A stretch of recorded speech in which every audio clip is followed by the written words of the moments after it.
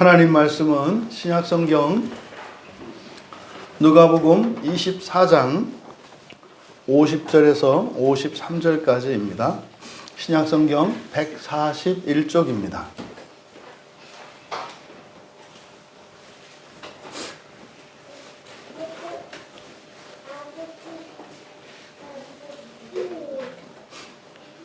신약성경 누가복음 24장 50절에서 53절까지 우리 같이 한 목소리로 함께 읽겠습니다. 예수께서 그들을 데리고 베다니 앞까지 나가사 손을 들어 그들에게 축복하시더니 축복하실 때에 그들을 떠나 하늘로 올려주시니 그들이 그에게 경배하고 큰 기쁨으로 예루살렘에 돌아가 늘 성전에서 하나님을 찬송하니라. 아멘. 잠시 기도합니다. 성령 하나님께서 그토록 사랑하시고 또한 하나님을 사랑하는 주의 자녀들이 말씀 앞에 섰사오니 성령께서 이 시간 이 성경 말씀에 담겨있는 하나님의 지극하신 그 사랑과 또한 저희들을 향한 그 구원의 뜻을 온전히 밝혀주시고 또한 그것이 저희들의 심령에 심겨질 수 있도록 믿음을 허락해 주셔서 이 말씀으로 더욱 하나님 앞에 가까이 나아갈 수 있도록 도와주시옵소서. 감사하며 예수님의 이름으로 기도하옵나이다. 거룩한 주일 예배에 참여하신 모든 분들을 환영하며 축복합니다. 또 인터넷으로 예배하고 있는 모든 분들에게도 동일한 은혜와 복이 부어지기를 축복합니다. 늘 우리들이 예배를 드릴 때마다 기대가 있지 않습니까?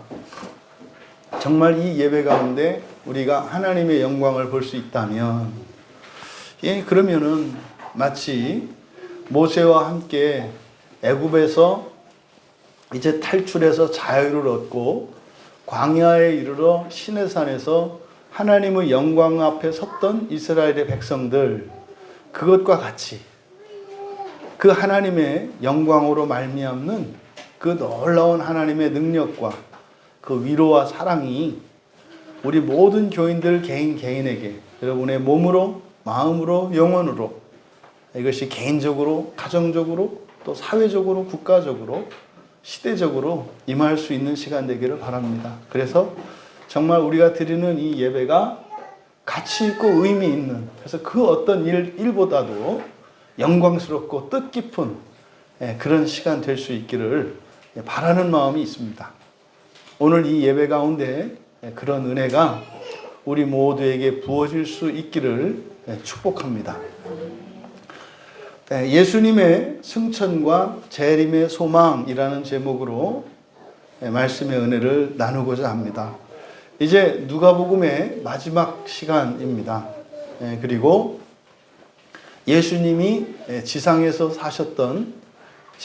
사시면서 행하셨던 우리들에게 보여주신 마지막 장면이고 마지막 사역이라고 할 수 있습니다. 이것이 승천이죠. 승천. 그래서 실제로 기독교인들이 예수님의 승천하신 이 사건에 대해서 잘 묵상하지 않습니다. 왜 그런 일이 일어나느냐면 그것이 예수님만의 일이라고 생각하기 때문입니다. 예수님이 행하신 모든 일들은 예수님을 우리에게 가르쳐 주시기 위함인데 예수님이 우리에게 가르쳐 주신 모든 지식들은 그것이 곧 우리의 일이기 때문입니다. 예수님께 일어났던 모든 일들, 예수님이 행하셨던 모든 일들을 예수 안에서 그 믿음을 따라 살아가는 이들에게 동일하게 나타날 수 있기 때문에 모범을 보여주신 것입니다. 이제 우리 견우가 지금 군대에 가 있는데 군대에 가면 이제 조교라는 사람들이 있습니다. 그 조교들은 새로 들어온 신병들에게 기본적인 이제 이런 제식 훈련이라든지 뭐 이게 무기를 다루는 법이라든지 이런 기초 훈련을 시켜주는 사람들인데 그 조교들이 하는 일은 그 훈련병들이 다 따라해야 하는 일들만 합니다. 그들이 하지 않는 일을, 그러니까 할 필요가 없고 할 수 없는 일을 가르쳐주고 보여주는 것이 아니라 그 조교들의 수준을 넘어야 되는 거예요. 그래서 훈련을 마치고 훈련소를 나올 때는 그 조교들이 그들에게 가르쳐줬던 그 내용들을 완전히 마스터하고 나서 나오는 거예요. 그래서 나올 때가 되면 훈련병들은 이제 최소한 그 조교들이 가지고 있는 그런 군사적인 어떤 지식과 기술, 뭐 이런 것들을 다 가지고 있는 것을 의미하죠. 그러니까 예수님이 지상에서 사셨던 그것은 내가 하나님이야. 너희들은 나를 예배해야 돼. 너희들과 나는 질적으로 달라. 이걸 보여주시려고 오신 게 아니에요. 마치 예수님은 훈련소의 조교처럼 우리들이 알아야 할 기본적인 소양들을 가르쳐 주신 거예요. 그리고 실제로요, 훈련소를 마치고 나온 이 훈련병들은 자대 배치를 받아요. 그렇죠? 그럼 자대에 가면 훈련소에서 하지 않았던 실전에 참여한단 말이에요. 그러니까 그리스도인들은요, 사실은요, 그리스도를 능가하는 거죠. 뭐 그건 제 얘기가 아니라 예수님께서 그러셨잖아요. 너희들이 내가 한 것보다 더한 일들도, 더한 능력도 발휘할 수 있을 거다. 뭐 예수님은 기껏해야 지상에서 30년과 3년에서 공생의 삶을 3년을 사셨잖아요. 그러면 3년 살고도 그 정도 하셨는데, 준민이가 지금 몇 살이지? 10하고 넘어간 거잖아, 지금. 그치? 10하고. 뭐 엄청난 거 아니겠어요? 아니, 그러니까 뭐 예수님이 하신 것을 서당께 3년의 세월이라면, 그럼 10년 하고도 이렇게 되는데, 그러면은 이거 어떻게 했냐, 이 말이죠.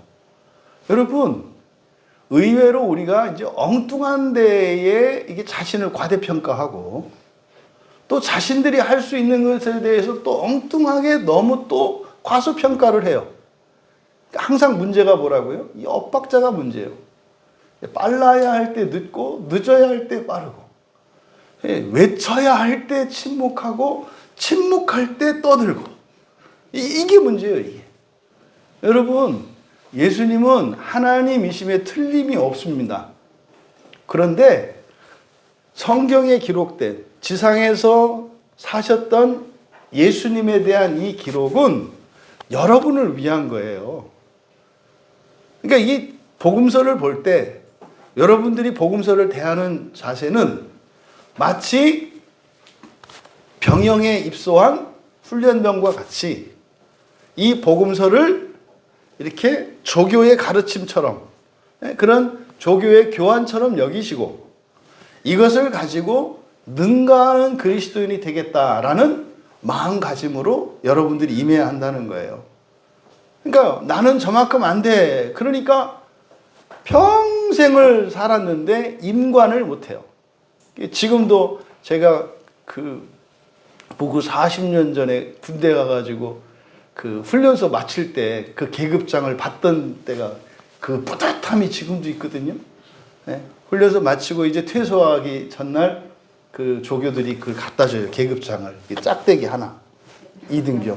노란색이잖아요. 딱 그때 그 네오발에 딱 들어와서 그 조교가 그래요. 딱 보여드리. 이게 뭔 줄 아나? 이게 밝기가 얼마나 돼? 이게 5만 촉광에 빛나는 계급장이에요. 5만 촉광. 그때 들은 게 얼마나 인상 높았어요. 이게 안 잊어버리겠어요. 이 5만 촉광, 진짜 5만 촉광 같아요. 2등병 하나가. 이거 막 다 얻은 것 같아요. 세상에. 그래서 훈병, 이게 훈병이 아니라 이제는 계급장을 딱 붙인다고 생각을 하니까요. 이야, 얼마나 자랑스럽든지 말이야. 그래서 군복에다가 그 바느질 하면서 다는데 막 얼마나. 색깔이 완전 황금색 아니에요, 2등병? 5만 촉광, 5만 촉광, 뭐, 이랬던 게 있거든요. 그러니까 우리가 이거를 신앙생활과 비교하자면, 교회에 들어왔어요. 예수를 믿고 교회에, 그러니까 이게 이제 훈련병이 된 거잖아요. 그 이제 계급장을 받고 자리 배치를 받아야 되는데, 뭐 여러분들 입사한 지 얼마나 된 거예요, 도대체? 네. 그러니까 차라리 그러면 조교가 되든지, 네? 훈련소에 있으면 조교가 되든지, 그러니까 조교가 돼서 그 안에 남아있으면 괜찮아요. 그렇죠? 근데 훈련병으로 그냥 수많은 그 병사들을, 후배 병사들을 내보내고 그 자리를 지키고 있으면 뭐 꼭 이무기 같지 않겠어요? 여러분, 물론 여러분들 대다수 오만 쪽광에 빛나는 계급장을 다 받으신 분들인 줄 믿습니다. 그러면 여러분들의 가정이 더 이상은 내 가정이 아니요, 여러분의 일터가 그냥 먹고 살기 위한 경제활동으로서의 장이 아닌 거죠. 거기는 여러분의 사역지인 거죠. 그렇게 살아가실 수 있는 여러분 모두 되시기 바라고, 여러분들의 일상생활의 그 의미와 가치를 바꾸실 수 있게 되기를 바랍니다. 지금 이제 예수님의 마지막 장면이기 때문에 여러분들에게 이렇게 당부를 드리는 거예요. 그럼 이 승천, 사실은 그리스도인들이 예수님을 생각할 때 가장 영광스럽고 가장 자주 묵상해야 되는 게 승천이에요. 승천이라고요. 많은 분들이 십자가 아래에서 울고 흐느끼고 있는 사람들이 대다수고, 그 다음에 이제 그 중에 몇은 정말 주님과 함께 주님의 몸을 붙잡고 있는, 십자가에 매달린 주님께 다가가서 여러분들이 주님의 발을 붙잡고 있는 거죠. 이게 다음 단계예요. 여러분이 박힐 십자가는 없어요. 여러분들은 그냥 주님의 몸에 달라붙으면 되는 거예요. 그러니까 멀찌감치해서 바라보는 군중이 아니라 그 가운데서 일어나서 십자가에 달려 계신 더럽다, 죄인이다, 그리고 자기 자신도 구원하지 못하는 자다라고 비웃는 그런 군중의 조롱 속에서 주님의 십자가 앞으로 가서 여러분들이 그 주님의 발을 감싸고 십자가로 몰려드려야 하는 거죠. 그리고 나서 주님을 대신하여 살겠노라고, 주님을 대신하여 살겠노라고, 나 대신 주님이 이곳에서 죽으셨으니 내가 주님이 되어 살겠노라고, 이렇게 우리의 삶의 자리로 나와야 하는 거죠. 그리고 살아가는 우리들이 바라보아야 할 것은 뭐예요? 승천하시는 예수 그리스도예요.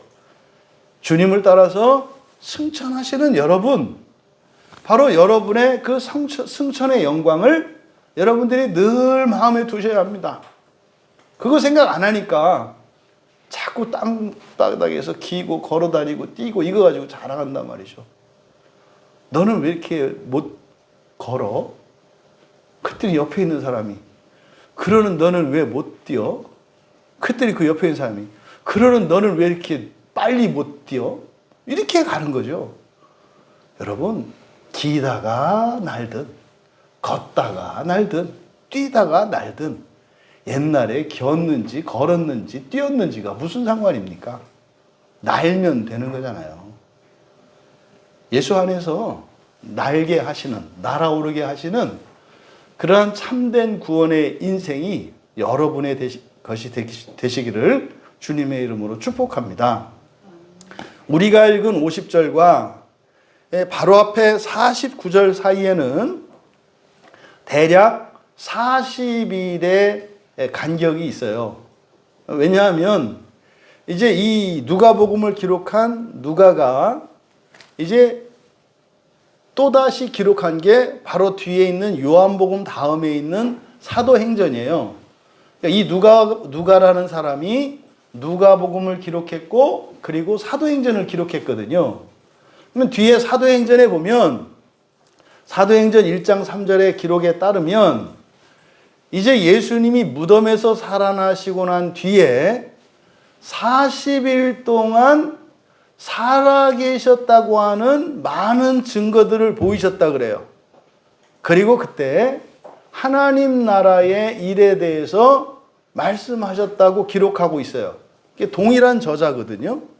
그러니까 지금 50절에서 축복하시고 51절에 승천하셨잖아요. 하늘로 올려지셨잖아요. 승천하셨잖아요.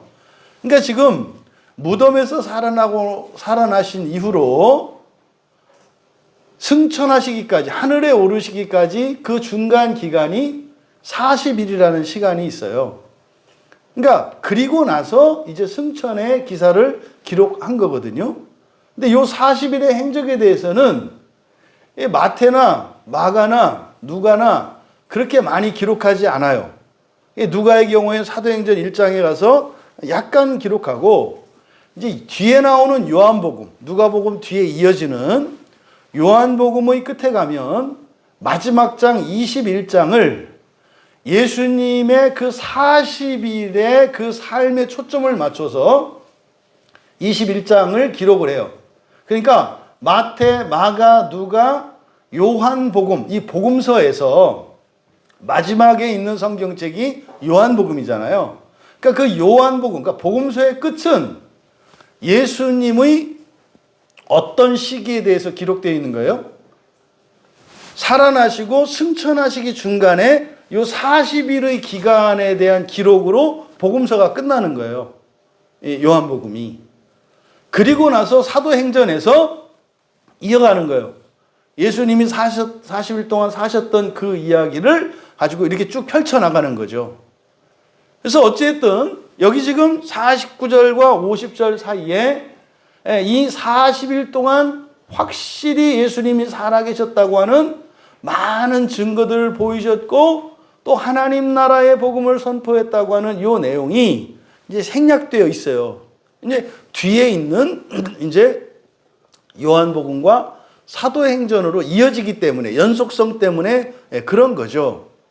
그러면 이제 예수님이 이제 승천하시는 사건을 다루고 있어요. 이 본문은. 그런데 지금 마태복음, 마가복음, 그리고 누가복음과 요한복음 전체에 승천 기사는 너무 중요한 거거든요. 승천은 너무 중요한 거예요. 왜냐하면 부활의 시작은 죽은 사람의 경우에는 살아나는 게 부활의 시작이에요. 그러니까 죽은 사람이 살아나는 것이 부활의 과정입니다만, 그냥 죽은 사람이 살아나는 것을 부활로 동일시하면 안 된다. 그래서 부활은 역사적 사건이 아니다 그랬어요. 역사적 사건이라고 하는 의미는 그런 일이 실제로 일어났다는 뜻이고 이미 완성됐다는 뜻이에요. 그러니까 부활의 사건은 역사적이지만 역사적 사건은 아니다. 왜요? 아직 부활은 완성되지 않았기 때문에. 그래서 부활은 소망의 사건이다, 이렇게 말씀을 드렸잖아요. 그래서 부활은 역사적 사건이다 라고 누군가가 말을 할 때 그 사람의 의도는 부활이 시작되었다고 얘기하는 것 뿐이지 부활이 완성됐다고 얘기하는 게 아니에요.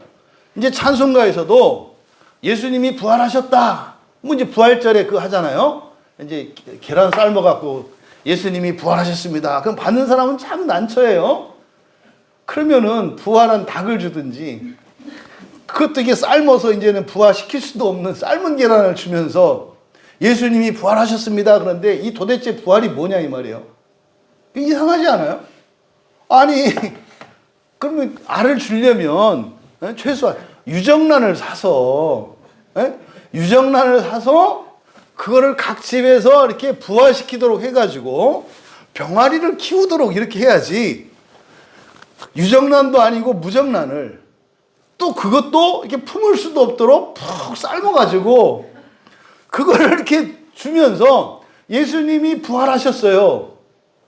그러니까 여러분들이 우리가 왜 그래 왔을까요? 원래 그냥 하니까 따라서 한 거예요. 그냥 한 거예요. 그러면 그거를 받아듣는 예수를 믿지 않는 사람들이 부활이라는 말과 삶은 달걀을 자기도 모르는 새에 동일시해요. 그러면 부활이라는 게 뭐예요? 이거 물 없이는, 사이다 없이는 먹을 수 없는 이게 목매인 음식이 부활인가 보다. 날계란 3개를 물 없이 그냥 그걸 먹겠어요? 목이 메어서? 그러니까 말도 안 되는 행동을 하는 거죠. 그러면 교회에서 계란을 삶아서 부활절이라고 나눠주는 이 행동이 사실은 부활을 가리는 행동이잖아요. 그렇지 않아요? 제가 너무 억지 주장인가요? 너무 예민한가요? 아니, 다른 날 얼마든지 계란 사줄 수 있어요. 얼마든지 삶아줄 수 있고. 그런데 계란을 나눠주면서 왜 부활을 언급하냐 이 말이죠. 부활은 그냥 죽었다 살아나는 정도가 아니라 존재가 완전히 변해서 하나님의 영광을 취하는 건데, 사람도 아니고 닭도 아니고 계란이야. 계란도 유정란도 아니고 무정란이고, 무정란도 싱싱한 게 아니라 푹 삶은 거야. 여러분, 부활은 그런 거 아니에요. 그래서 부활에 지상에서 우리가 시작된 부활, 그것은 여러분이 예수님을 믿는 그때부터 부활이 시작됐죠. 이게 거듭났다. 이게 새 생명으로 태어났다. 이게 부활의 시예요. 부활의 시. 부활의 준비가 된 거예요. 그럼 지금 예수님이 승천하시는 이 사건, 이게 의미하는 바는 뭡니까? 이제 부활의 준비가 완벽하게 된 상태를 말하는 거예요. 완벽하게 된 상태. 그래서 이 승천은 이 부활의 신앙을 가진 기독교의 굉장히 중요한 사건임에도 불구하고 이상하게 모든 복음서에서 다 다루지 않아요. 다 다루는 것은 아니에요. 그러니까 마태복음에 없어요. 승천에 대한 이 예수님이 승천하신 것에 대한 기록이 없어요. 그래서 마태복음의 끝에는 예수님께서 제자들에게 일명 대위임 명령, 세례를 주라는 거, 세례를 주라는 거, 예수님의 말씀을 가르쳐서 지키게 하라는 거, 이렇게 대위임 명령으로 끝나요. 승천이 없어요. 그 다음에 마가복음에는 승천에 대한 기사가 있어요. 근데 이 마가복음의 끝에 기록된 이 승천 기사는요, 그 승천에 대한 기사는 여전히 믿지 않는 제자들이 있어요. 예수님 제자 가운데 여전히 믿지 않는 제자들이 있어. 그들에게 이제 예수님께서 말씀을 마치신 후에 승천하셨다. 그런데 하늘로 올려지셔서 하나님 우편에 앉으셨다 그래요. 하나님 보좌는 누구의 자리죠? 왕의 자리잖아요. 왕의 자리. 그래서 마가복음에서 기록하고 있는 승천은 왕권의 성취로 나타나요. 보좌에 앉는 거니까. 그러니까 마태복음 끝이 제자들에게 권세를 주시고, 아버지께서 성부 하나님이 성자이신 예수께 권세를 주셨다라고 말씀하시면서 그 권세를 가지고 제자들에게 위임 명령을 하시는데, 결국 마가복음에 가서 성취하시는 것 같은 모양새인 거죠. 그리고 예수님이 승천하셔서 왕의 자리에 앉는 것 같은. 그래서 마가복음의 승천 기사는 하나님 나라의 왕권을 강조하는 승천이에요. 마가복음에서 승천의 의미는 왕이신 예수 그리스도를 나타내요. 그런데 이제 뒤에서 이제 살펴보겠습니다만 요한복음에는 또 없어요. 왜냐하면 요한복음은 마지막 예수님이 승천하시기 직전에 40일 동안의 요 사역에 대한 기록으로 끝내드렸다. 이건 의도적으로 그런 거예요. 의도적으로. 그렇게 끝을 내잖아요. 근데 요 누가복음에 기록된 이 승천 기사, 여기는 보시면 이제 뒤에 마가복음에 기록한 승천과 누가복음에 대한 승천 기사의 의미가 달라요.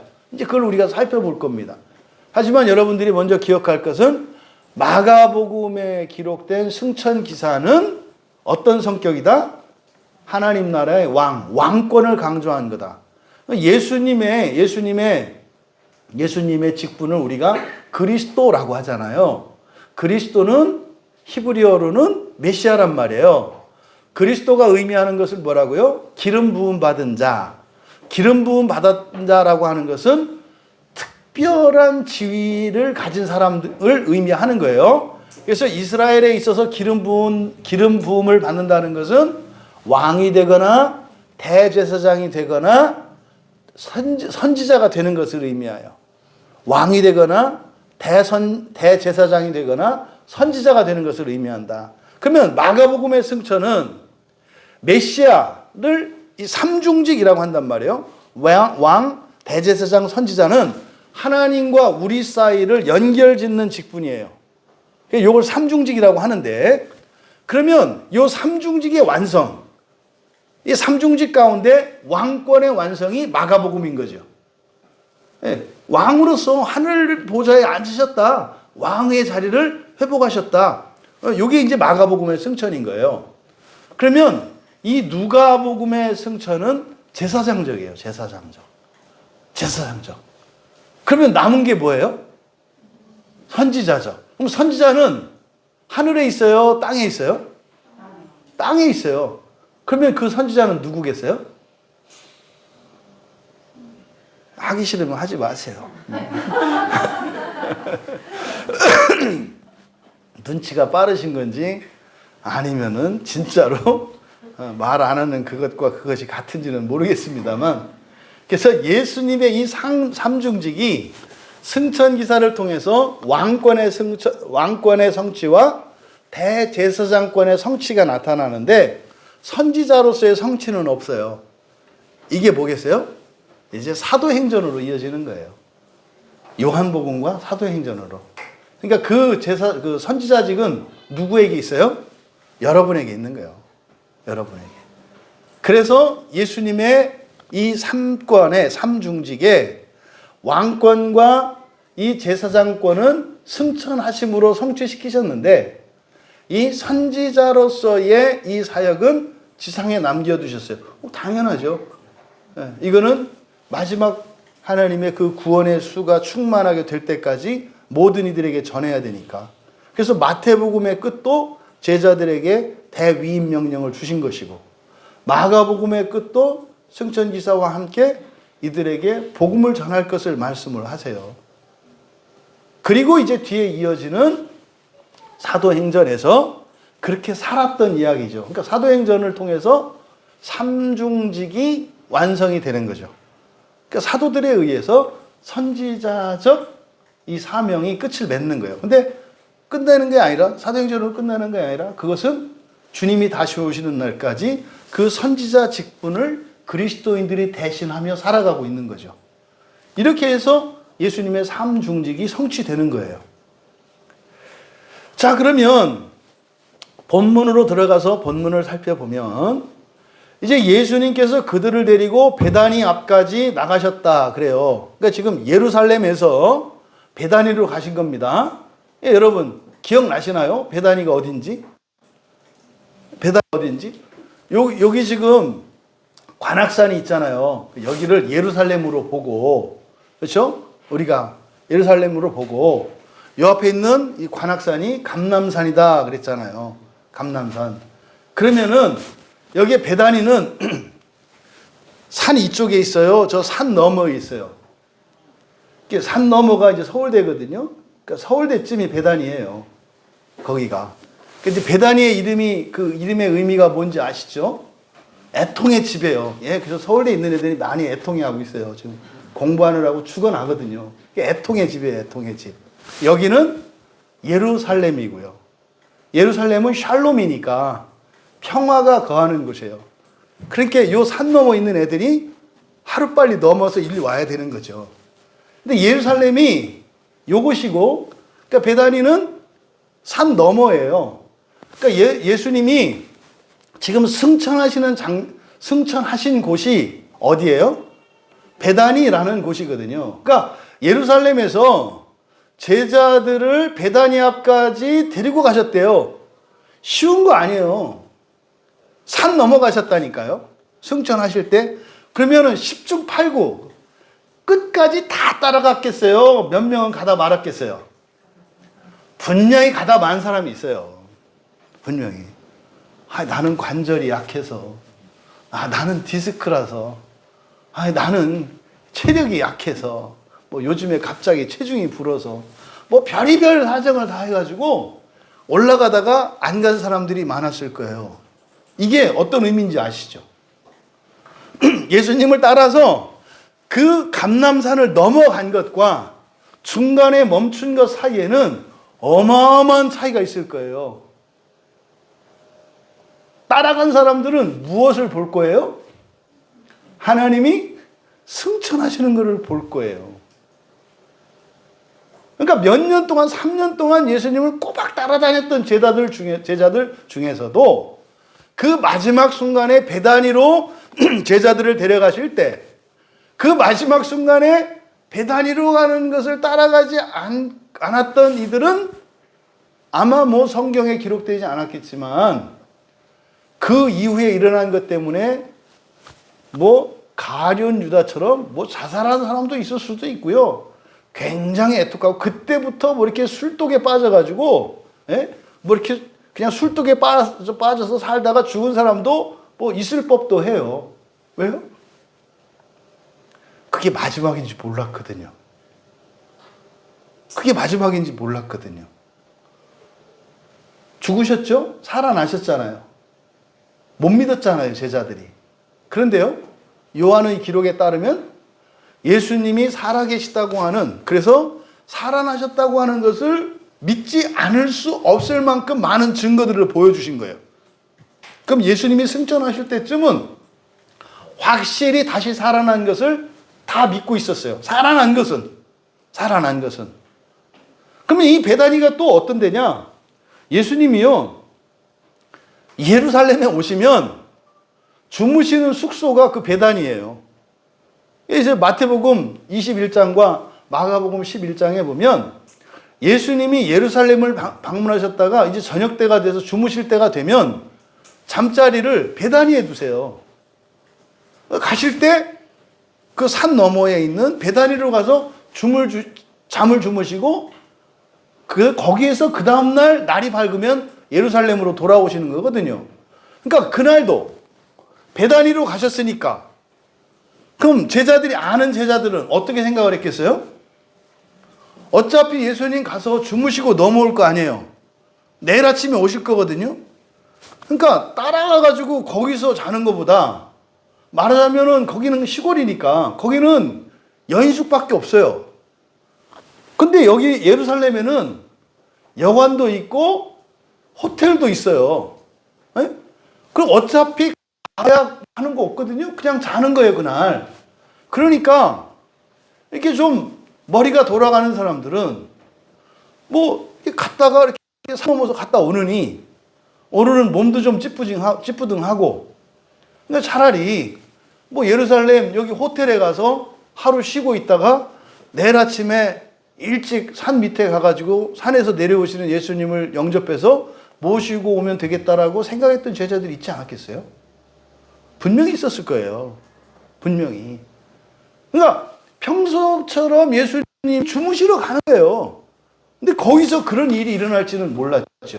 여러분, 신앙생활은요, 꾸준히 하셔야 돼요. 꾸준히 하셔야 돼요. 그러니까 다 된 밥에 콧 빠뜨리는 일이 없기를 바라요. 근데 그게 언제인지 몰라요. 그냥 평범한 어느 가을날에 그런 일이 일어나요. 그냥 평범한 어느 날 특별한 하나님의 일이 일어난다고요. 그러니까 지금 베다니로 데려가시는 게 그런 거거든요. 그러니까 지금 여기도 시간이 걸리잖아요. 그러면 여러 사람들의 이런 모습들과 생각들, 이걸 여러분들이 얼마든지 상상해낼 수 있는 거예요. 산을 올라가는 사람들. 이제 그 중에 이제 일단의 무리들이 끝까지 산 넘어간 거죠. 정상에서 이제 그 감람산 정상에서 불어오는 시원한 바람도 이렇게 쐬면서 그렇지. 최소한 일주일에 한 번은 등산은 해야 돼. 이렇게만 해도 건강은 지킬 텐데. 뭐 이제 이런 생각을 하면서 이제 산 넘어가는 거예요. 그리고 이제 베다니에 갔잖아요. 거기서 이제 하루 묵을 걸로 생각했잖아요, 제자들이. 그런데 그 이 베다니는 특별한 곳이에요. 또 왜 예수님은 거기서 주무셨을까? 이 베다니라고 하는 그 지명이 가지고 있는 바, 애통의 집이라고 그랬잖아요. 그러니까 예수님이 머무르시는 곳이 어디예요? 그런 상징적인 의미도 있는 거예요. 그러니까 예수님이 찾아가시는 곳은요, 편안하고 잘 살고 뭐 넘치는 그런 곳을 가지 않으세요. 항상 어떻게 해요? 애통하는 곳에 가세요. 결핍이 있는 곳에, 고통이 있는 곳에 주님이 찾아가세요. 이렇게. 그러니까 그 머무셨던 자리가 뭐 거기가 무슨 뭐 산세가 좋고 경치가 좋고 이런 의미가 아니라 주님이 지상에 오신 목적이 무엇인지를 가르쳐 주시려고 그랬던 것 같아요. 그리고 그 베다니가 어디예요? 또 중요한 의미를 갖는 게 나사로거든요. 그 죽었다가 무덤에서 살아난 나사로. 그 나사로 집이 그 베다니거든요. 그러니까 그 베다니에서 사람들이 이미 죽었다, 그러니까 예수님이 죽은 사람도 살린다는 것을 베다니 사람들은 다 알아요. 왜요? 나사로가 죽었다가 살아나서 그 마을에 같이 살았단 말이에요. 그러니까 예수님이 그것을 또 이제 승천 장소로 정하신 이유 중에 하나가 그런 거일 것 같아요. 죽었다 살아나는 게 부활이 아니다. 죽었다 살고 그 다음에 뭐 해야 되는 거예요? 승천으로 가야 되는 거예요. 나사로는 죽었거든요. 살다가 죽었어요. 전승에 따르면 또 그 나사로에 대한 이야기를 기록한 뭐 전승들이 있거든요. 근데 또 죽었잖아요. 그러니까 그건 부활 아니라니까요. 부활에 관해서 제가 그 크리스찬들에게 이렇게 전해주고 싶은 말이 뭐예요? 여러분들도 전해주셔야 되는 말이 뭐예요? 그냥 죽었다 살아나는 게 부활은 아니다. 죽었다 살아나는 게 부활은 아니다. 성경에서 그렇게 말하는 거예요. 그러니까 지금 베다니에서 부활하신 게 바로 나사로가 부활한 거 아니다. 부활이 무엇인지, 죽은 자의 부활이 무엇인지 보여준 것 뿐이죠. 그러니까 죽는 게 영원한 이별 아니다. 살아난다. 사람이 죽었다고 해서 영원히 이별한 것처럼 생각하지 마라. 그러니까 제발 이게 돌아가신 분들을 이렇게 불구덩이에다가 좀 넣지 마라. 나중에 좋은 말 못 들을 것 같다. 얘기할 것 같다. 뭐 그러면 절대로 안 되나요? 절대로 안 된다고 하면 안 할 거예요. 제가 자신이 없어요. 이게 제가 강하게 얘기를 못 하는 거예요. 또 현실적인 이유가 있잖아요. 그렇죠? 어쩔 수 없는 상황이에요, 지금은. 지금은 뭐 이렇게 산소를 써서 매장을 할라치면 이게 뭐 돈이 보통입니까? 근데 사실은 그렇게 비싸지 않은 산도 많아요. 예? 찻길 닦고 뭐 이렇게 하려니까 비싸지. 뭐 집에서 멀지 않아야 되고, 뭐 최소한 차도가 인접한 곳이어야 하고, 뭐 이렇게 그래 또 산이 또 이렇게 너무 높지 않고, 뭐 야트막한 곳이야 하고, 뭐 이런 거 저런 거 따지니까 비싸지. 그거 하나하나 이렇게 제거하면 뭐 그 뭡니까? 1년에 그 연말에 보면은 전국의 땅값 뭐 이런 거 나오지 않아요? 뭐 경상도, 전라도 저 깊은 산 속에 보면은 뭐 몇백 원 하는 땅도 있더만. 마음만 먹자면 뭐 못하겠어요? 근데 이제 뭐 성묘 가고 하는 일이 보통 일은 아닌데 할 수 있다 이 말이에요. 마음만 먹으면. 이게 제 사명 중에 하나라고 생각을 해요. 우리나라 이 교회에서 시신을 화장하는 이 문화 굉장히 악한 거예요. 그러니까 어쩔 수 없이 이렇게 하더라도 매장할 땅이 없으니까 매장할 땅이 없으니까 애통이 하더라도 그러니까 어쩔 수 없이 하더라도 그때 어떻게 해야 된다? 매장하지 못하는 것 때문에 애통하는 마음이 있어야 돼요. 그래서 양친 중에 먼저 한 분을 먼저 보내드리고 화장을 할 수밖에 없었어. 왜? 땅이 없으니까.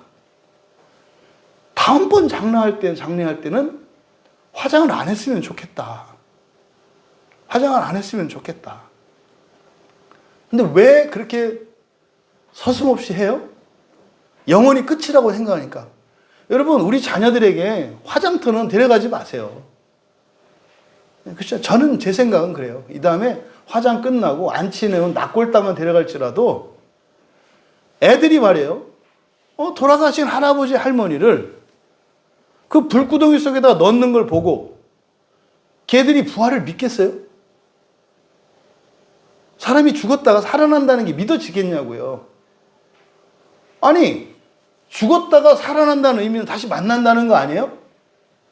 예? 아니, 여러분 가족 가운데 누군가가 출장을 가요. 근데 그 방을 빼냐 말이에요. 아니, 그렇다고 해서 유품을 버리지 마라 이런 얘기는 아니고, 시신을 그렇게 함부로 하지 못할 거다. 그러니까 제가 이런 얘기를 하면 미친놈 소리를 들을 수도 있어요. 그러니까 제가 우리 교회니까 뭐 이 화장 얘기를 하지, 화장하면 안 된다고 얘기를 하지, 딴 교회 가면 맞아 죽어요. 하면 안 돼요. 살아난다니까요. 살아나요.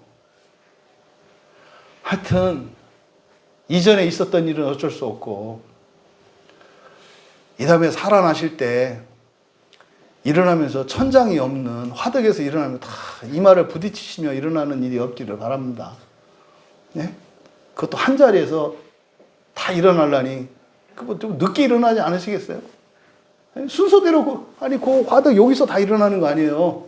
네? 여기서 거기서 다 일어날 때마다 맞박 한 번씩 다 부딪힐 때고, 그러니까 어디서 화장됐는지 나중에 보면 알 것 같아. 머리에 피멍 든 사람들은 화장됐던 사람들이고, 머리 피멍 안 들고 이렇게 있는 사람은 아, 매장했던 사람들이구나, 뭐 이렇게 알지 않겠어요? 죽는 거 끝이 아니다. 승천을 이야기하기 전에 먼저 살아나는 일이 있어요. 살아나는 일이. 그러니까 나사로가 먼저 살아났잖아요. 그렇죠? 근데 사람들은 오해할 수 있어요. 예수님이 말씀하셨던 부활을 나사로처럼 죽었다 살아나는 걸 말하는가 보지? 이렇게 오해할 수 있겠죠? 더더군다나 그 베다니 사람들은 직접 봤기 때문에 더 오해할 수 있겠죠. 그러니까 아마 베다니로 잡으신 것 같아요. 그게 끝이 아니다. 그게 끝이 아니다. 그러면 죽었다가 살아난 다음에 뭐가 있다? 승천이 있다는 것을 보여주시려고 베다니를 택하셨던 것으로 보여져요. 그리고 여기가 또 그 마태복음 26장과 마가복음 14장에 기록된 옥합 향유를 깨서 예수님 머리에 부은 한 여인 사건이 있었던 곳이 이곳 베단이에요. 그래서 그 여인에게 복되다고 예수님이 하셨던 게 뭐겠어요? 아, 이 승천에 대한 말씀이셨구나. 아, 승천에 대한 말씀이셨구나. 그러니까요, 향유를 깼던 그 마리아에게 승천이 약속됐다. 야, 이거 가슴 뛰는 얘기 아닙니까? 네? 승천은 뭐라 그랬어요? 부활 준비 끝이라니까요. 부활 준비 끝. 그러니까요. 야, 진짜로 정말 성경이 주님이 다시 오실 때까지 정말 사람들에게 기억될 만한 여인이구나. 옥합 향유를 부은 그 여인이. 그죠? 그러니까 바로 이 베다니에서 예수님이 승천 장소를 잡으신 거예요. 그러니까 산을 넘어가신 게 그냥 그런 게 아니라 거기에는 철저히 예수님이 의도된 행위였다는 거죠. 여러분 생각해 보세요. 승천하는 사건을 더 많은 사람들에게 효과적으로 알리기 위해서는 어디서 승천하는 게 더 좋아요? 당연하죠. 예루살렘이죠. 예루살렘에서 승천하면 어떻게 될 것 같아요? 끝나지 않아요? 예루살렘에는 외국 사람들도 무역상들도 엄청나게 사람들이 모여있거든요. 그러면 거기서 승천하시면 그 소문은 순식간에 전 세계로 퍼져나갈 거고요. 대제사장이며 왕이며 모두 이렇게 끝날 것 같지 않겠어요? 그런데 왜 산 넘어서 그 후미진 곳에 가서 하셨을까? 여러분 생각해 보세요. 그러니까 그런 얘기 가끔 하는 거예요. 예수님이 찾아오셨을 때 이렇게 화려하고 큰 교회에 오실까요?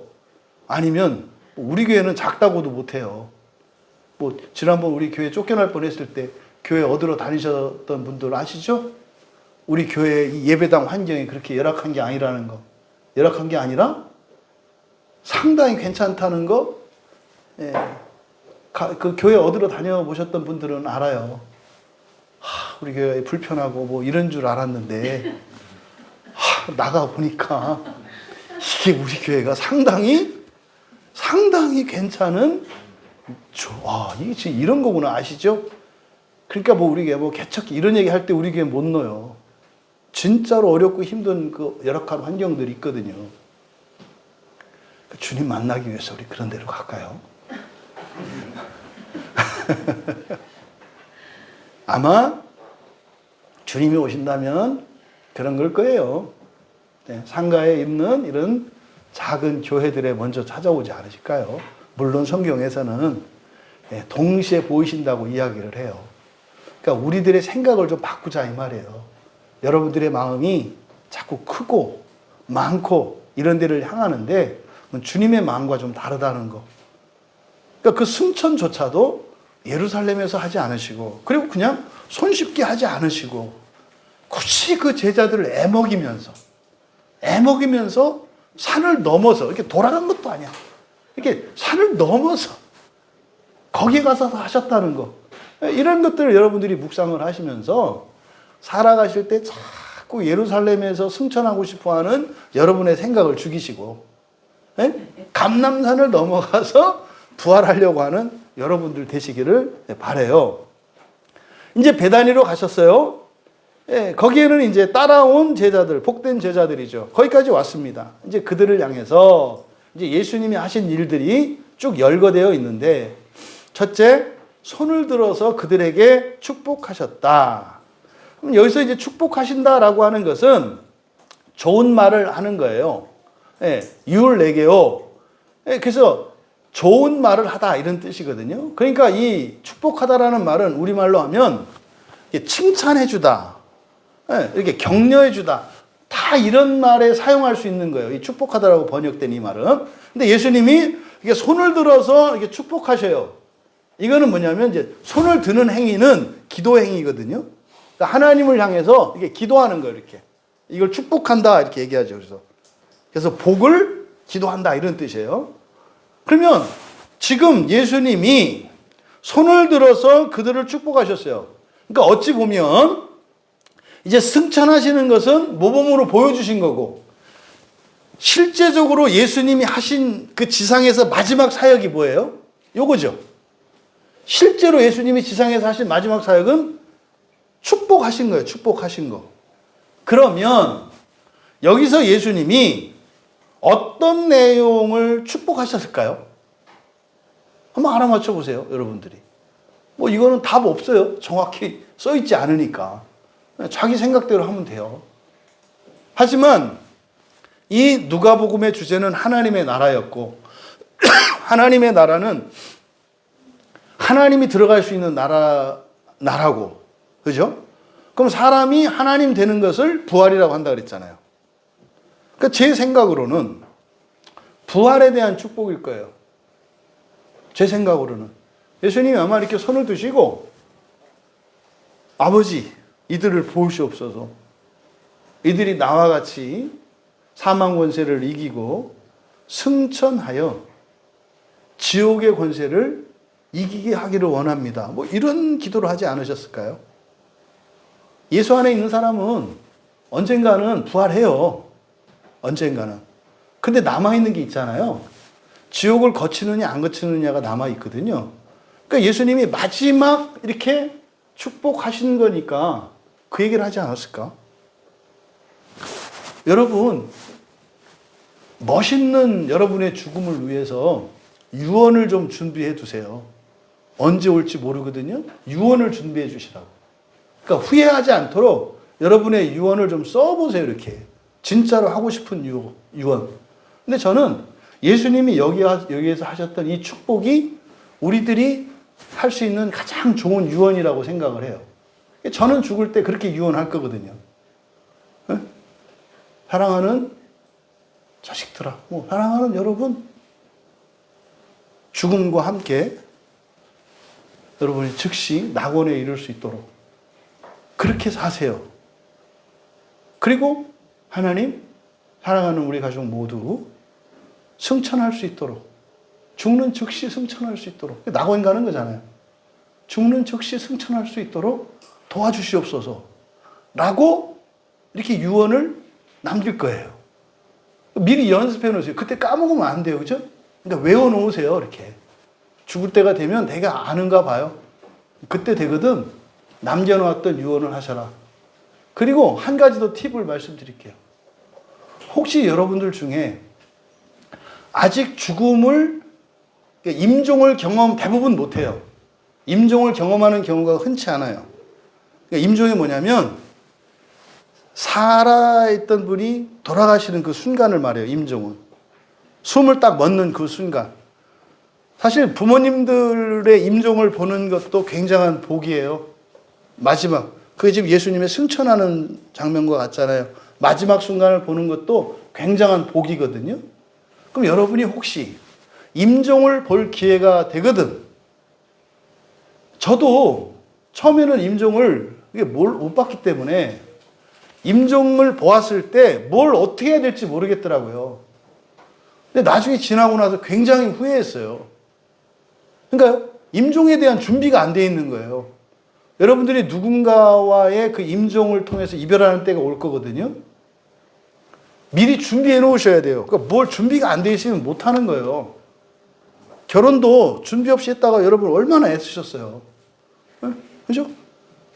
그냥 둘이 살면 결혼인 줄 알고, 저녁에 이제 같이 있다가 안 헤어지고 뭐 한 집에 들어가면 되는 건 줄 알고, 들어가 보니 그 난장판이잖아요. 준비 안 돼서. 그러니까 결혼도 그런데, 하다못해 임종은 어떻게 했냐고요. 임종도 준비하셔야 돼요. 뭐 학생들 마찬가지 아니에요? 뭐 처음에 초등학교 들어갈 때, 중학교 들어갈 때, 고등학교 들어갈 때 미리 준비를 부모님들이 시켜주시는 거하고 하나도 준비되지 않고 갔을 때 당황스럽지 않아요? 적응하느라고 시간 그냥 가지 않아요? 죽음도 마찬가지예요. 제가 이 말씀 드리는 건 제가 가지고 맺혀서 그래요. 임종 때 제대로 못해서. 임종 때 여러분 무슨 말 하실래요? 가족들 한번 봐보세요. 서로 이렇게 서로 봐보세요. 서로 왜 이렇게 눈을 안 마주쳐 보시라니까 서로 이렇게 한번 봐보세요. 서로 봐보세요. 죽음이 두려운 걸 보여. 가족 아니어도 괜찮아. 두 사람씩 한번 봐보세요. 지금 둘 중에 하나가 죽는다고 치고, 둘 중에 하나가 상대방이 죽는다고 치고, 그때 뭐라고 할지. 그러니까 내가 말하는 게 유언이 아니에요. 이거는 유언이 아니라 이제 죽는 그 사람에게 남아있는 여러분이 뭐라고 할지. 자, 정해보세요. 네? 지금 상대방 여러분이 보면 죽어 그 사람. 보면 그 사람 죽을 거예요. 해보세요. 한번 해보세요. 한번 해보세요. 진짜로. 형제님 한번 해봐. 자매님한테. 해봐 그냥. 자매님도 하고 서로 하세요. 서로. 해보세요. 서로. 해보세요. 임종. 자, 해보세요. 박 집사님하고 김 집사님 둘이 하세요. 둘이. 임종 해보세요. 둘이. 서로의 임종을 한번 봐주셔. 뭐라고 하셨어요? 예? 하나님 나라에서 만나자. 또. 돌아가시는 분에게 뭐라고 했냐고요. 또. 하나님 나라에서 만나자. 또. 그렇게 말한 분들 평생 후회합니다. 아무 의미 없는 말이에요. 죽는 사람이 마지막으로 듣는 말인데 하나님 나라에서 만나자? 이게 의미가 있을 것 같아요? 저도 그랬거든요. 근데요, 하나님 나라에서 만나자고 했는데요, 마음이 공허한 거예요. 나쁜 말은 아니잖아요. 공허해요. 근데요, 지나고 나서 깨달았어요. 에이, 정신없는 놈. 고맙다고 할걸. 미안하다고 할걸. 이 두 마디예요. 어느 날 여러분이 누군가의 죽음을 보거든 고맙다고 하세요. 고마웠다고. 그리고 미안했다고. 그게 필요하지 않을까요? 무슨 천국에서 만나는 여자라니. 제가 두고 그게 마음에 걸려요.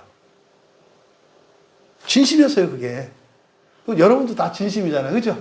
여러분이 사랑하는 누군가의 임종을 볼 때 마지막으로 여러분이 진짜로 하고 싶은 말은 그거예요. 고마웠다고. 그리고 미안했다고. 진심이 아니었다고. 그죠? 잘못한 거 있잖아요, 우리. 근데 진심 아니거든요. 마음 기경을 안 해서 거짓 감정 때문에 속아서 그런 거였잖아요. 미안했다고.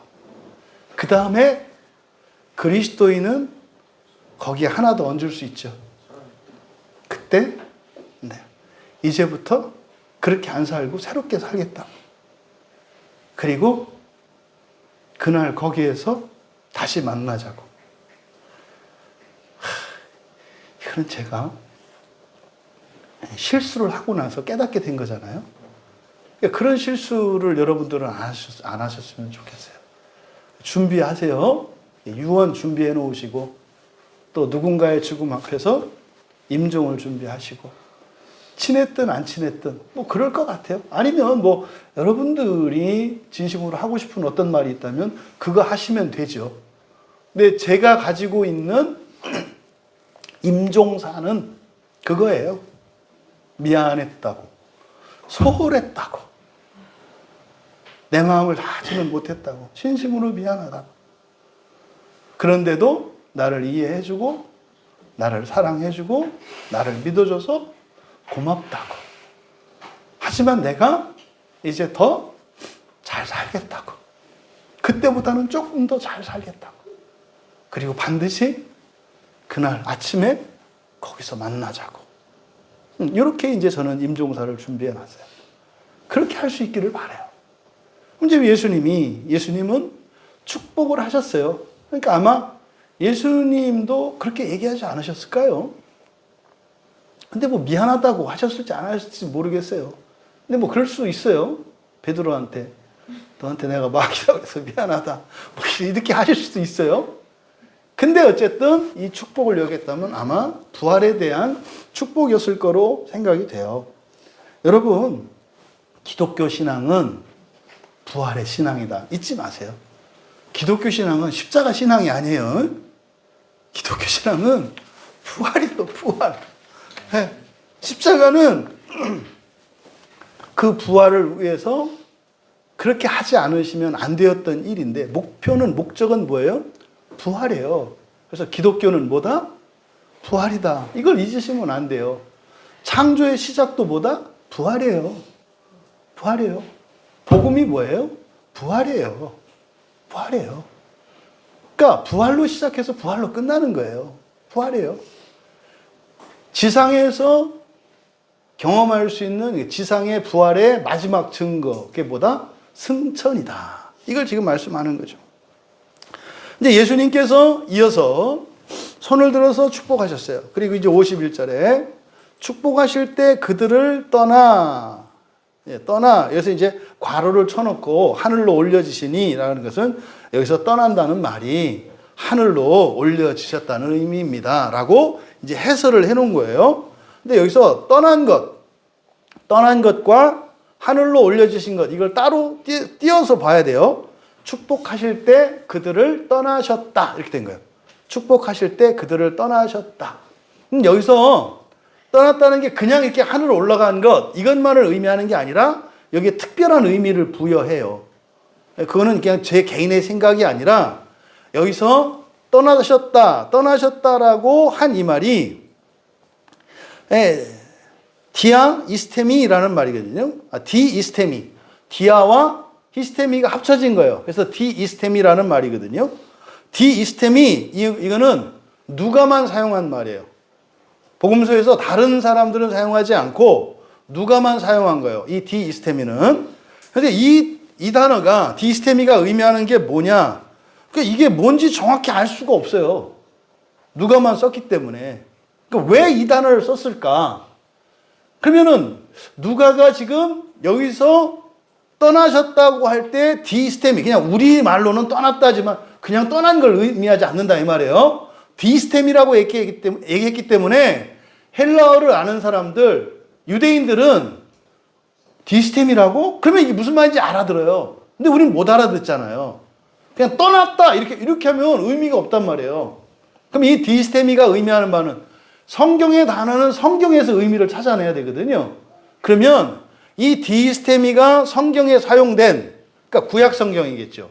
구약 성경에 사용된 사건이 어디냐면 출애굽기 15장 8절과 열왕기하 2장 13절이에요.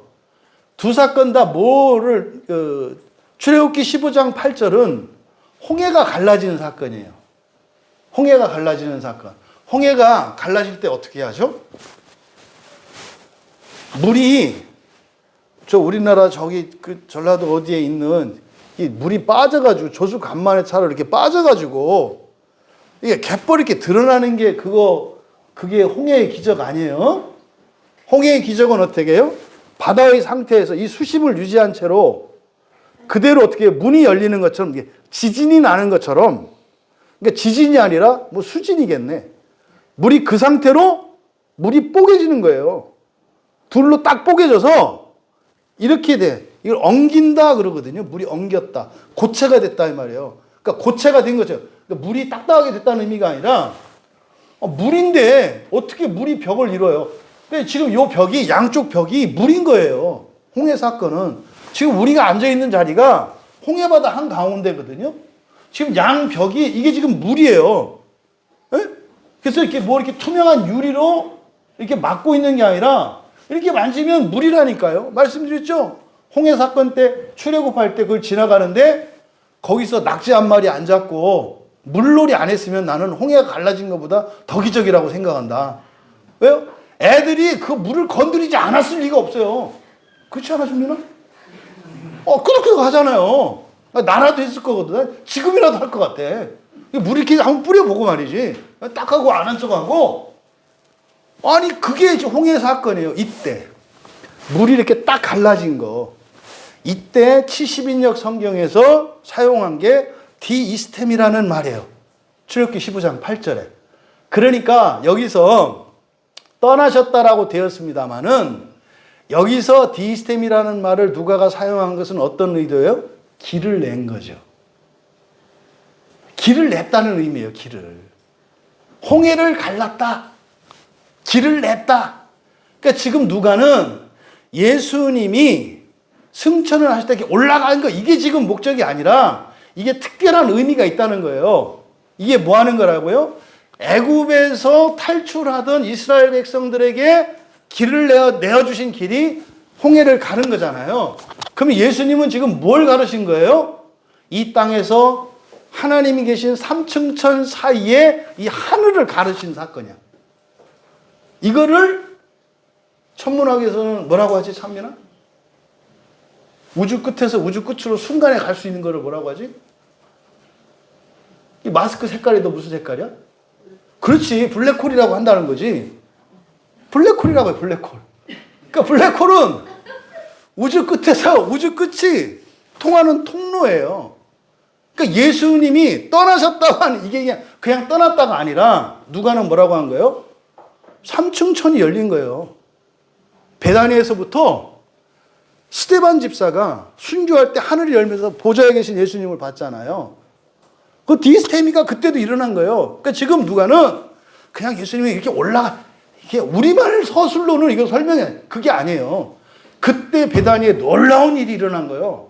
어떤 일이? 하늘이 열렸어요. 하늘이 열렸다는 거는요, 그냥 맑은 하늘이 아니에요. 파란색 이런 게 없어져요. 까만색도 없어져요. 뭐요? 저 까마득한데 빛이 보이는 거예요. 왜? 하나님 나라가 보이는 거니까. 요 얘기를 하는 거예요, 요 얘기를. 그래서 하늘나라를 향하는 길이 열린 거를 의미해요. 이게 지금 떠났다라고 번역을 한 거예요. 무슨 말인지 아시겠죠? 근데 이렇게 설명을 들으니까 참 다르죠. 그런 거예요. 그런 거예요. 이게 떠났다라고 번역된 말. 길을 내셨다는 거죠. 길을. 어디? 하늘길을 내셨다.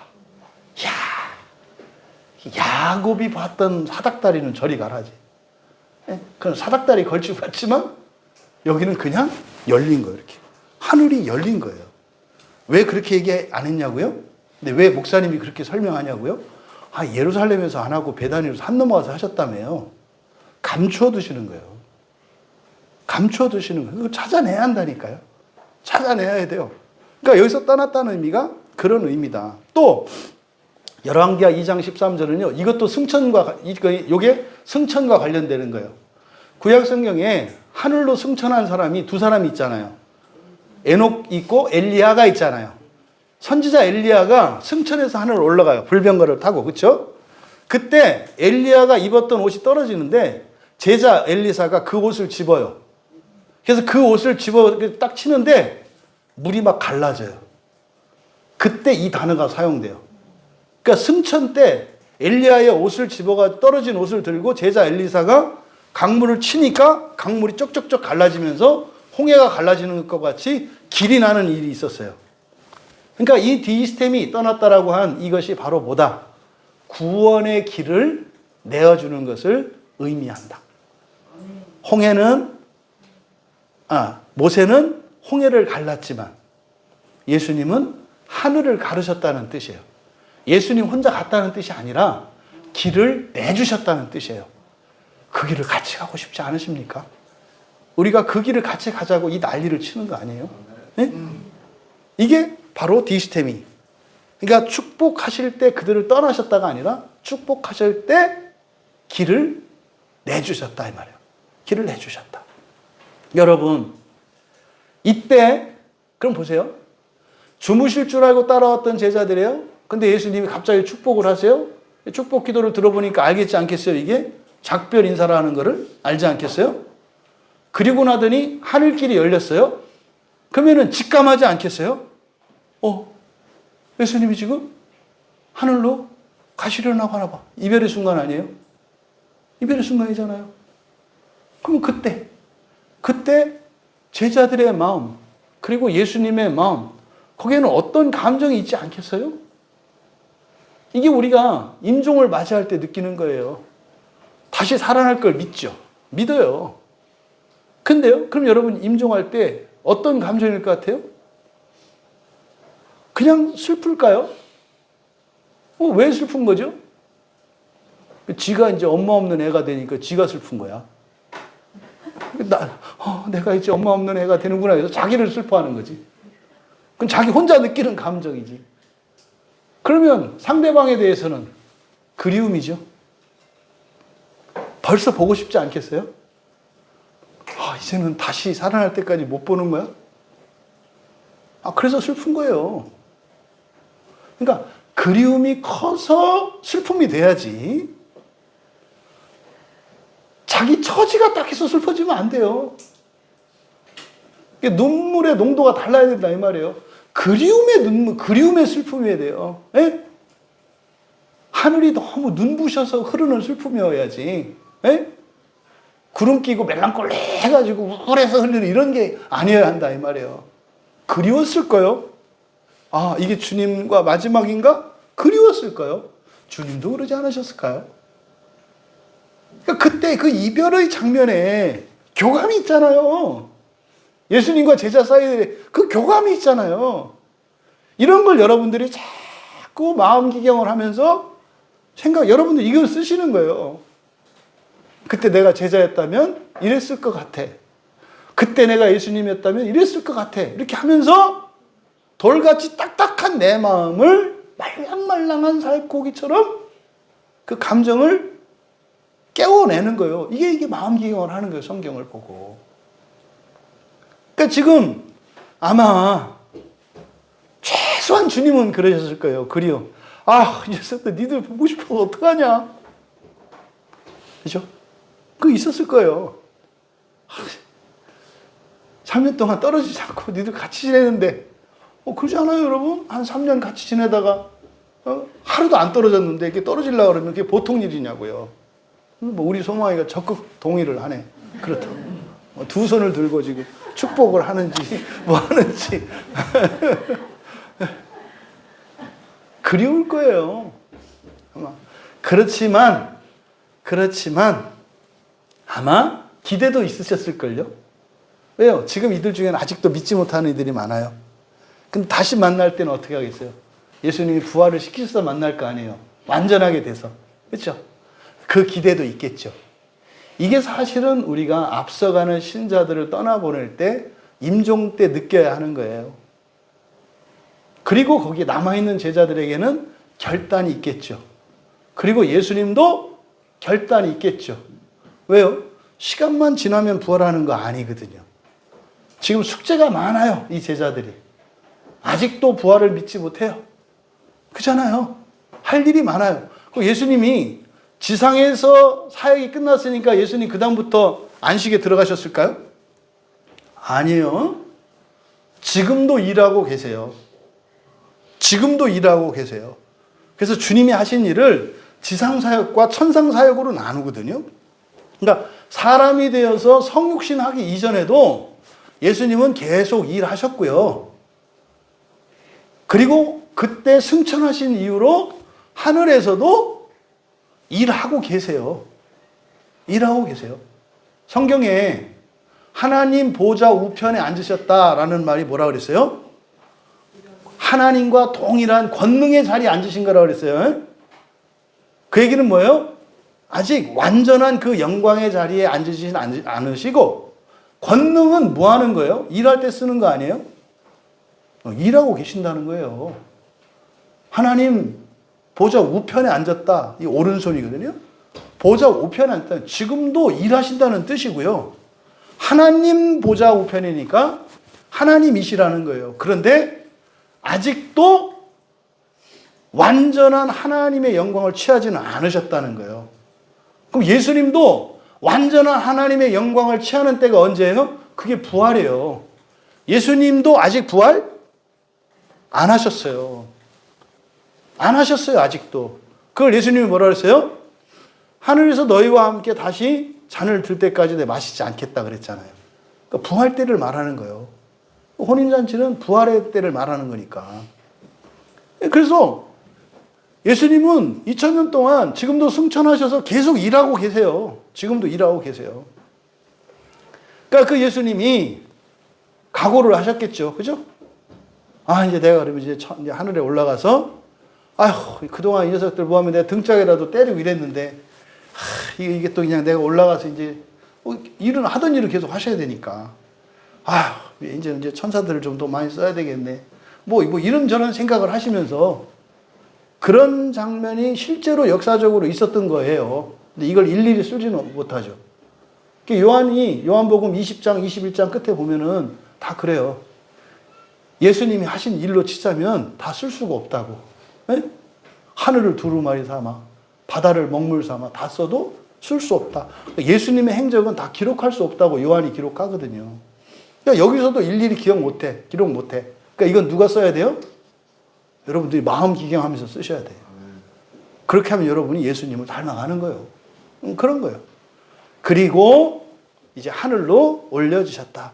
왜 이제 그러니까 마가의 승천은 삼중직에서 어떤 직분과 관련된다? 왕직, 그렇죠? 왕직과 관련된다. 근데 누가는 제사장직이라 그랬잖아요.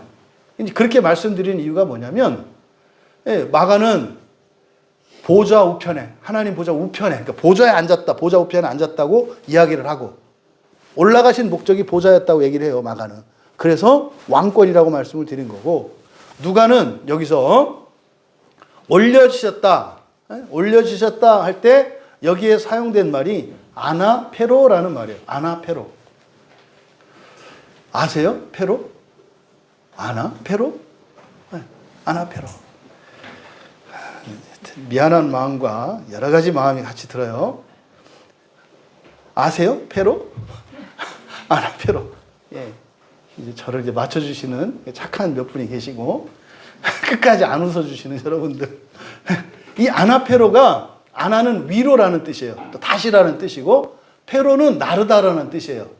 그대로, 사전적인 의미는 뭐예요? 문자적인 의미는 위로 나르다라는 뜻이에요. 아나페로가. 그래서 위로 데려가다, 위로 옮겨놓다. 근데 이게 제사 드릴 때 쓰는 말이에요. 제물을 드린다 그러죠. 우리가 하나님께 예배 드리러 가 그러죠. 예배 드리러 가. 이때 예배를 드린다고 하는 말이 제사 드릴 때 예물을 드리는 걸 말하잖아요. 여러분이 헌금을 드렸잖아요. 이렇게. 헌금을 드렸잖아요. 이게 아나페로예요. 그래서 아나페로는 뭐예요? 하나님께 올려드리는 걸 말하거든요. 그래서 제사 드릴 때 제사를 드린다. 이게 바로 아나페로예요. 그래서 이제 구약에 레위기나 이런 제사법에서 사용되어지는 제물을 드리고 제사를 드리고 하는 이때 다 아나페로라는 말을 사용해요. 그러니까 예수님이 지금 올려지셨다. 그러면은요, 예수님이 제물로? 아니죠. 제물로 드려진 것은 언제였어요? 십자가에서 올려지셨잖아요. 십자가에서 제물로 올려지셨잖아요. 그렇죠? 그러면 지금은 뭘까요? 퀴즈. 히브리서에서 바로 우리의 대제사장은, 아론의 자손 제사장은 지성에 있는 성전의 지성소로 들어가죠. 근데 우리의 대제사장 되시는 예수 그리스도는 모형이 아니라 진짜 하늘 지성소로 간다 그러죠. 그 얘기를 한 거예요, 이게. 그러니까 지금 예수님의 승천 사건을 누가는 뭘로 얘기하는 거예요? 구약의 제사장이 지성소 들어가는 사건으로 얘기를 하고 있는 거예요. 그러니까 누가? 대제사장이 지성소로 들어가잖아요. 그러니까 예수님이 승천하시는 사건을 마치 뭐요? 대제사장이 우리를 위하여 지성소로 들어가고 있는 사건으로 묘사하고 있는 거예요. 그래서 누가는 제사장적 승천, 마가는 왕적 승천. 승천을 다루고 있지만 다른 의미로 다루고 있어요. 제사장적 승천이라고 제가 말씀을 드린 거예요. 그럼 이때 이제 예수님께서 승천하셨어요. 하늘로 올라가셨어요. 그럼 여러분, 지성소로 이렇게 그러니까 지성소로 대제사장이 들어가는 날이 언제예요?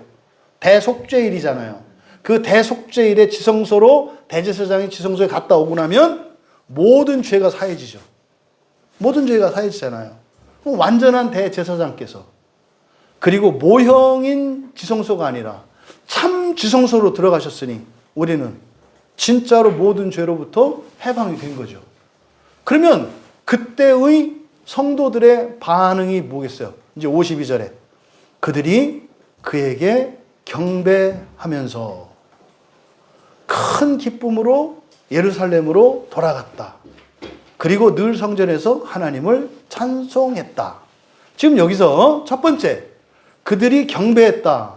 프로스키네어예요. 이게 예배하는 거죠. 주일에 왜 나와요? 이거예요, 지금. 여러분들은 지금 어디에 있는 거예요? 누가에 따르면 예수님의 승천 사건 그 자리에 있는 거예요. 주일 예배가 그런 의미가 있다 이 말이에요. 그러니까 베다니로, 예루살렘에서 감난산을 넘어 베다니에 갔던 제자들이 서 있던 그 자리가 어디라고요? 여기에요. 경배하다가 우리로 말하면 예배하는 거거든요. 예배하면서. 그러니까 여러분들이 예배에 참여하실 때 또 하나 생각해야 되는 게 뭐예요? 승천하신 예수 그리스도. 승천은 길을 내주신 거라 했잖아요. 그래서 여기다 십자가를 놓는 거예요. 이렇게. 네? 십자가는 이게 뭘 의미해요? 바로 하늘로 길을 내어주신 걸 의미해요. 이거를 우리가 예배의 대상으로 삼는 게 아니라 예수님의 승천을 의미하는 거예요. 이게. 이걸 왜 우상이라고 그래요? 이걸 왜 우상이라고 하냐고요. 제 이제 동기 목사들이 뭐라고 해요? 형님 이거 십자가 좀 떼라고. 다 그 우상이라고 해서 개혁교회에서는 다 십자가 뗐는데 대총신에서 공부하신 형님이 대합동 교단에 있으면서 왜 자꾸 그 무지몽매한 그런 교단들에서 하는 것처럼 왜 여전히 십자가를 달고 계시냐고. 우리는 난 승천을 믿기 때문에 그래요. 그래서 십자가가 상징하는 것은 예수님이 영광스럽게 승천하시고 하늘길을 열어주시고 승천하셨던 그 모습을 생각하라고 십자가를 놓은 거예요. 그러니까 여러분들이 교회 들어오셔서 십자가를 보시면 마음으로 상상하시면 돼요. 하늘을 여시고 승천하시던 예수님의 모습을, 십자가를 생각을 하는 게 아니라, 이 십자가는 골고다의 십자가 생각하시면 안 돼요. 그 십자가 아니에요. 그 십자가는 어디에 있어요? 성당에 있죠. 성당에는 골고다에 있는 십자가를 걸어놨어요. 교회에서는 왜 성당 십자가 다른데요? 승천의 십자가이기 때문에 그래요. 승천은 예수님이 승천하셨다는 걸 나타내는 게 십자가지, 예수님이 죽으셨다고 하는 게 십자가가 아니에요. 십자가 이해를 바꾸시라고. 여러분들이 십자가 목걸이를 차는 이유는 내가 예수님이 내 대신 죽어주신 사람이야, 이걸 나타내는 게 아니에요. 예수님이 하늘로 길을 내어주셨는데 나 그 길을 가고 있는 사람이야, 이런 뜻이에요. 나는 부활을 소망하는 사람이야. 그러니까 십자가는 예수님의 죽으심을 기억하는 게 아니에요. 예수님의 승천을 기억하는 거다. 승천을. 그래서 경배하면서, 그래서 십자가 앞에서 우리가 예배를 드리는 거예요. 승천하신 그 자리에서 경배하는 거, 예배하는 거. 그럼 여러분이 예루살렘에 남아있는 사람과 감난산 넘어 베다니에 간 사람 중에 여러분은 누가 되기를 원하세요? 베다니에서 이제 승천하실 거거든요. 여러분들은 어디에 있기 원하시냐고. 당연히 베다니에 있기를 원하지 않으세요? 여러분이 여기 있는 게 그거예요. 주일날 교회 나오는 게 베다니에 가는 거라니까요. 근데요, 여러분 머릿속에 돌잖아요. 그냥 예루살렘에 있고 싶은. 예루살렘에 있고 싶은 생각이 들 때가 있잖아요. 근데요, 안 가면 뭘 못 봐요? 승천을 못 본다는 거를 생각하시라고. 그러면 그때 사람들은 몰랐으니까 거기 있지만 지금도 베다니로 오지 않는 사람들은 뭐냐고. 뭐 주님이 더 일을 하셔야 되겠지. 버리진 않으시고. 그러니까 주일 예배의 의미가 있다는 거. 그걸 잊지 마시고. 그 다음에 그들이 큰 기쁨으로 예루살렘으로 돌아갔다. 여기서 이게 참 성경을 그냥 이렇게 볼 수가 없어요. 큰 기쁨으로 예루살렘으로 돌아갔다. 그러면 어디서 어디로 간 거죠? 베다니에서 예루살렘으로. 베다니 뜻이 뭐라 그랬죠? 애통의 집. 예루살렘은 뭐라 그랬죠? 평화가 머무는 것. 승천의 자리에 있던 그들이 애통의 집에서 평화가 머무는 곳으로 돌아갔다고 이야기하는 거예요. 평화의 처소로. 그러니까요, 크게 기뻐하면서 여러분들이 이제 예수 그리스도의 승천을 믿고 나면 여러분들의 삶에 있던 이런 모든 애통이 무엇으로 바뀌어요? 평화로 바뀌는 거예요. 여러분의 몸이, 여러분의 마음이, 여러분의 가정이 슬프고 애통하는 곳이었다면 이 승천으로 말미암아 큰 기쁨이 임하고 평화의 처소가 된다는 거예요. 내 몸이, 우리의 집이, 나의 인생이, 나의 일터가, 이것이 예수님의 승천의 효과예요. 그리고 늘 성전에서 하나님을 찬송했다. 이 찬송하는 거, 예수님이 축복하신 거 똑같은 율로게오예요. 그러면 여기서 율로게오, 찬송했다 그러니까 뭐 찬송가만 불렀다 이렇게 이해하시면 안 돼요. 좋은 말을 한 거예요. 좋은 말. 누구에 대한 좋은 말이었겠어요? 예수님에 대한 좋은 말이었겠죠. 그러면 그들이 돌아가서 좋은 말을 했대요. 늘 성전에 거하면서. 성전 교회잖아요. 교회 안에 있으면서 좋은 말을 했대요. 그럼 좋은 말을 한 거 뭐겠어요? 예수님이 나 손잡아줬다? 예수님이 내 어깨 두드려줬다? 예수님이 내 병 고쳐주셨다? 뭐 이런 거 아니겠어요? 나 예수님이 너무 좋아. 예수님이 너무 고마워. 예수님이 나 이렇게 해주셨다? 뭐 이러면. 내가 삐져가지고 예수님한테 말도 안 했는데 그냥 예수님은 늘 한결같이 웃기만 해주시고 한 번씩 찾아오셔서 그냥 안아주셨다? 뭐 이런 거 아니겠어요? 이게 그냥 단순히 노래 찬송가 이걸 의미하는 게 아니라 뭐예요? 좋은 소리 하는 거예요. 예수님 좋다고. 율로게오가. 그러니까 이 사람들이 성전에 앉아서요. 다 그 얘기 한 거예요. 그러니까 여러분들이 설교 나눔할 때 그런 거죠. 나 이게 좋고 이게 좋고 이게 좋고 이 말도 좋고 이게 좋고 이게 좋고 요거예요. 요거. 성전에 모여서. 여러분, 예수님의 승천 이후에 그 승천을 본 그 사람들의 이 반응, 이것이 우리들에게 일어나는 일입니다. 이어야 합니다가 아니라 일입니다. 그러니까 여러분들이 그렇게 하고 있는데 기쁨도 없고 무슨 의미인지도 몰라. 우리의 지성이 가려져 있기 때문에. 그래서 뭐가 필요하다? 마음 힘이 필요하다. 좋은데 좋은지도 몰라. 그리고 애통하는 곳인데 떠날 줄을 몰라. 왜 거기 있어? 왜? 부활의 신앙을 가진 사람이 왜 애통하는 자리에 있냐 이 말이에요.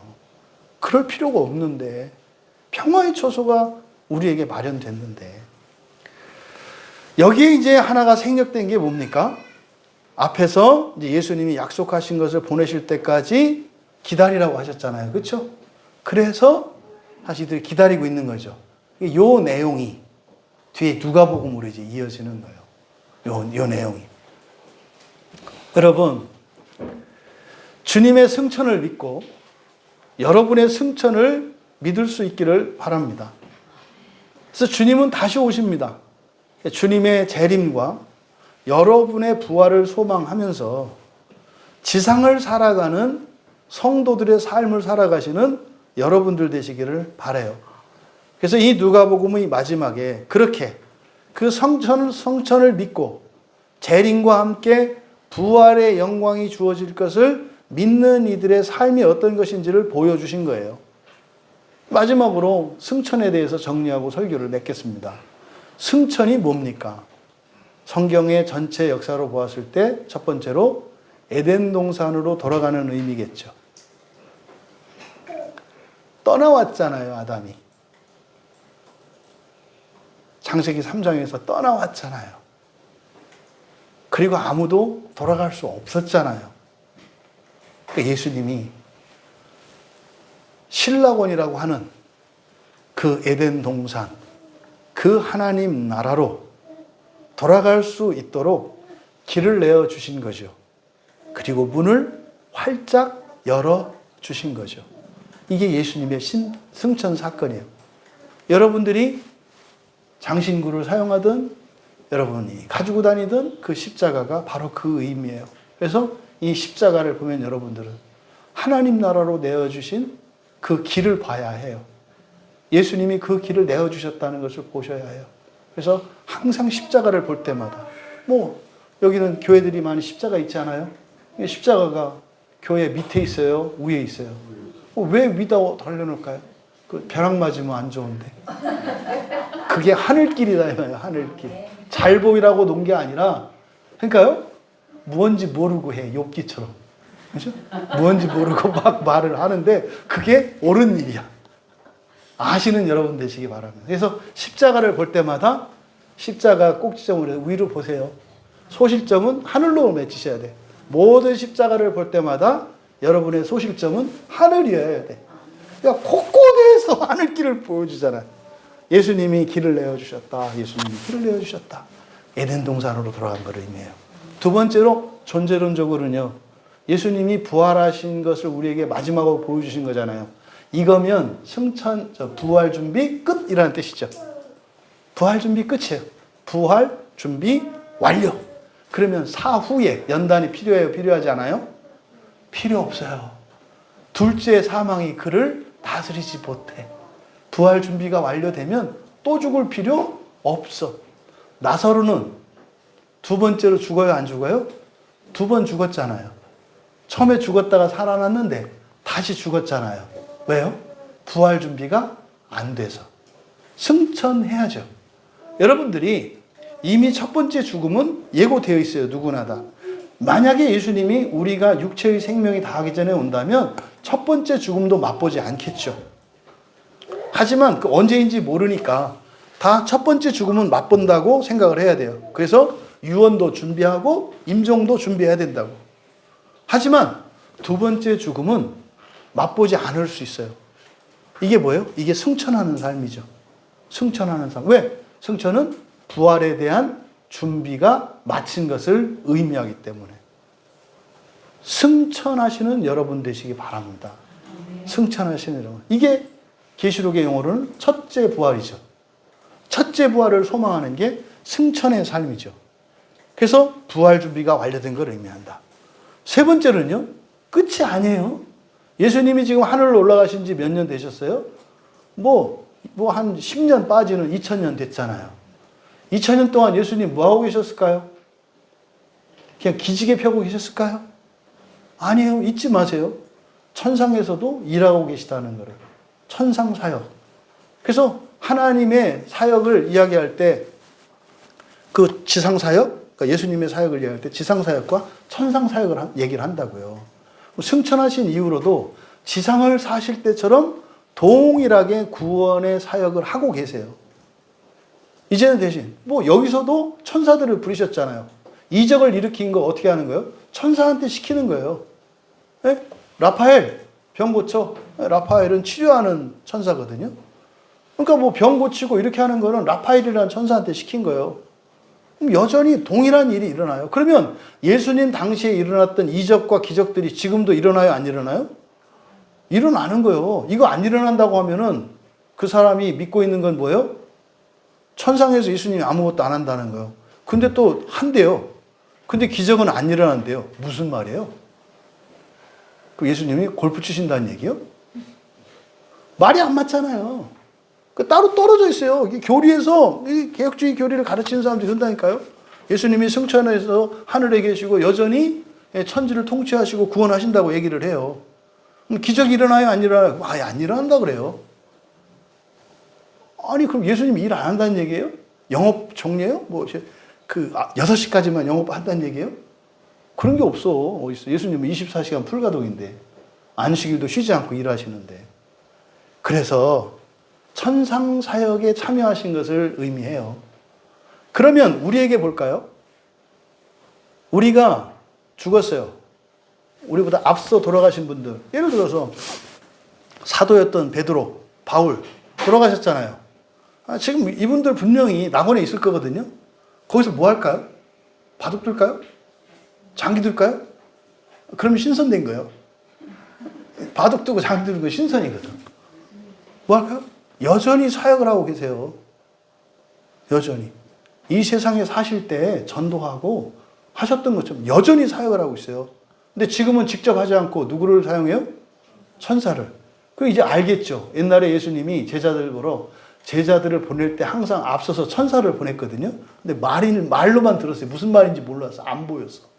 근데 지금은 다 보고 있겠죠. 하더들도. 그리고 천사들한테 보고를 듣겠죠. 딱 해서 오늘 광역에 우리 김명 집사가 만나고 왔는데요. 이렇게 다 얘기한단 말이에요, 천사들이. 그래? 그거 필요하네. 야, 빨리 대책 세워라. 근데 저쪽 애들이 막 이렇게 하고 있어요. 그래? 그럼 좀 군사를 더 보내야 되겠네? 하고 있다니까요. 예수님 안 돌아가셨어요. 사도 안 돌아가셨어요. 여러분의 부모님들과 여러분이 아는 모든 분 안 돌아가셨어요. 영으로 살아계세요. 어떤 분들은 구원을 위해서 지옥에서 열심히 신앙생활을 하고 계시고, 어떤 분들은 낙원에서 주님과 함께 이 세상을 구원하는 천상사역에 참여하고 있어요. 죽어서까지 신앙생활 하시는 여러분이 아니라 죽어서 즉시 천상사역에 참여하실 수 있는 그 승천과 재림의 소망을 가지신 우리 모두 되시기를 주님의 이름으로 축원합니다. 찬양 준비해 주시고요. 그동안 누가복음을 이렇게 설교하면서 드러내고자 했던 것이 하나님의 나라였고요. 그냥 결론적으로 이야기한다면 하나님의 나라에 들어가려면 하나님 되어야 한다는 거예요. 그것을 부활이라고 한다는 거죠. 성경이 복음서에서 우리에게 전해주시려고 하는 이 복된 소식은 바로 그거예요. 너희들이 지금은 세상 나라를 살고 있는데 이 세상 나라는 하늘나라의 모형이란다. 그런데 너희들이 반드시 고난을 거쳐서 하나님 나라에 들어가야 하는데, 왜냐하면 천사들이 동의할 수 없기 때문이야. 천사들보다 못한 너희가 천사들을 부리는 그 하나님의 나라의 통치자가 된다는 것을 천사들이 부당하다고 생각해, 당연히. 그러니까 너희들이 천사들도 동의하지 않을 수 없는 너희들 스스로 하나님 되는 그 일을 내가 도와줄게. 그랬을 때 너희들이 하나님 나라에 들어갔을 때 어차피 너희들이 천사를 부리면서 살아야 할 텐데 그 천사들이 너희들의 권위를 인정하지 않으면 안 되잖아. 그래서 고난이라고 하는 방식으로 너희들이 부활에 이르게 되는 거란다. 그런데 최소한의 고난을 바란다. 최소한의 고난을 바란다. 바라기는 살아서 끝내기를 바란다. 정 안 되면 내가 죽어서 지옥에서라도 고난을 통해서 너희들을 반드시 부활시킬 거야. 그런데 내가 이 세상에 교회를 두었으니 그 교회를 통해 그 고난에 참여하여 승천을 통해 첫째 부활의 삶을 살아가기를 바란다. 이게 누가복음의 결론입니다. 여러분, 우리 모두 죽음과 함께 즉시 승천하여 낙원에 이르고 그 첫째 부활의 영광이 될 수 있기를 주님의 이름으로 축복합니다. 꽃들도 우리 함께 하늘에 길을 내어주신 우리 주 예수 그리스도를 찬양하며 그날 그 영광의 부활의 날에 얼굴에 얼굴을 마주하여 배울 우리 주님을 마음으로 그리며 함께 찬양합니다.